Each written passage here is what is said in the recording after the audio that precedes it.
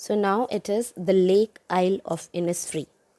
Children, this poem is a lyric. It's a musical poem, okay? And it explores the poet's longing for the peace and tranquility that he used to experience in Innisfree. Innisfree is a place where he spent a lot of time when he was a boy. Okay, it's a name of a place. It's a very quiet place, and this is the reason that the poet wants to go there. He had spent his childhood in that place. He had very sweet memories of that place, and so he wants to go there.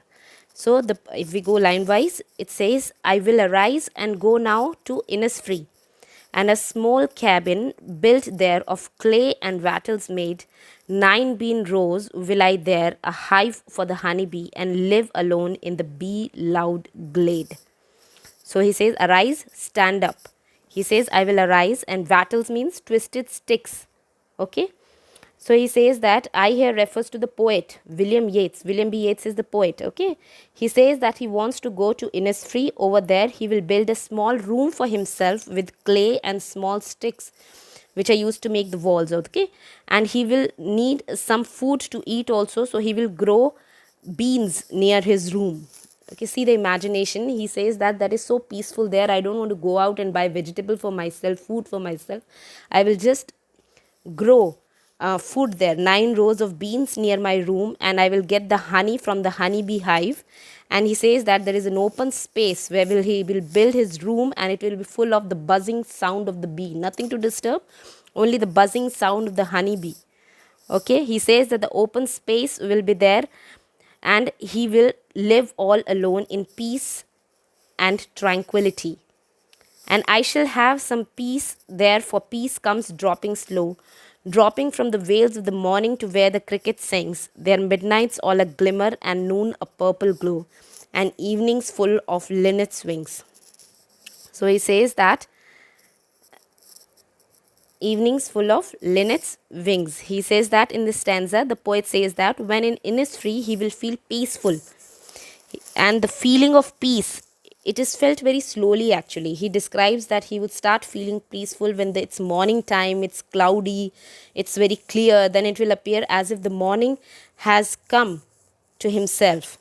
And he will look at the scene and will make him look peaceful. He says that when the male cricket insect will sing a song, the sound will bring him peace. So he has a very different idea of peace actually, morning and the sound of the cricket. That doesn't disturb him. That is supposed to be the sound of nature, the buzzing of the honeybee. We may say that it is irritating, but the poet doesn't feel that. He feels that sound of that honeybee is also a music to him. That is not a disturbance to him. That adds to his peace. Okay, in the afternoon when the sunlight will give the purplish glow, it will also give him peace. During the evening also, he will see the linnet bird flying in the sky, and then also he will feel peaceful.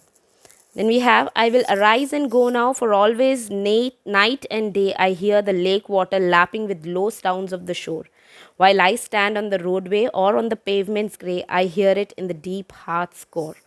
So in this stanza, the poet says that now he will stand up and go to the Innisfree, because all the time the sound of the lake waters striking the shore repeats in his mind. The lake water striking the shore, that also gives him peace. This sound attracts him towards the lake. He wants to go to that lake.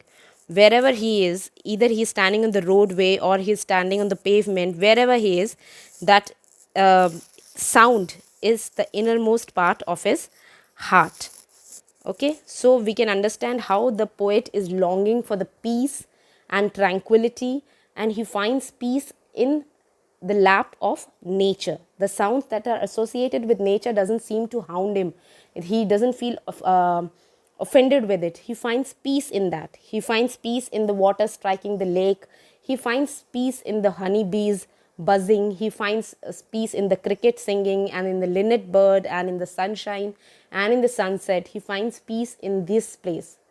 He doesn't find peace in the city life. So he wants to go there and be peaceful.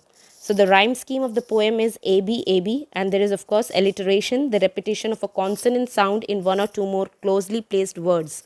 Okay, it is hive, honeybee, H sound, lake, lapping, low, L sound. Repetition is there, I will arise and go now, and personification where the morning is personified, and metaphor is there when clouds are compared to whales.